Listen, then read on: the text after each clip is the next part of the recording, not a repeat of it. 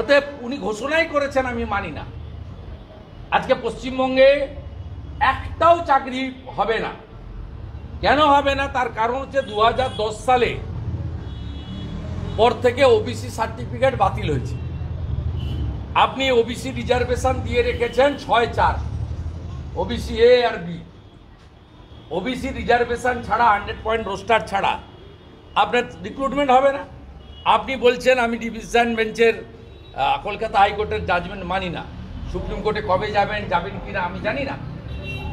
যতক্ষণ না supreme court থেকে আপনি এটা স্টে করতে পারছেন বা নাল অ্যান্ড ভয়েড করাতে পারছেন, ততক্ষণ এই জাজমেন্ট থাকবে এবং কোনো রিক্রুটমেন্ট হবে না। এত গোয়ার তুমি কেন আপনার?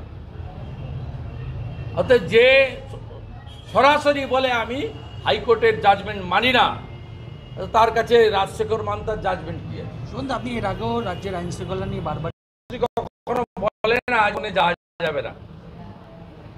এখানকার মুখ্যমন্ত্রী বলেন যে রাজভবনে যাওয়া যাবে না।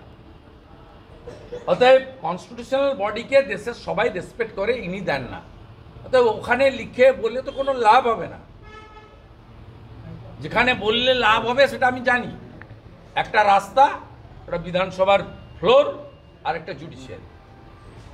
তিনটে জায়গায় লড়াই করলে লাভ হবে, তিনটে জায়গায় লড়াই হবে। লড়াই হচ্ছে বলেই সিপিএম কংগ্রেস অপ্রাসঙ্গিক, BJP ফরমেটেবল, dependable and strong alternate. উনি জল মিশিয়ে 2,71,00,000, আমরা জল না মিশিয়ে 2,33,27,000। বলছি আপনি তো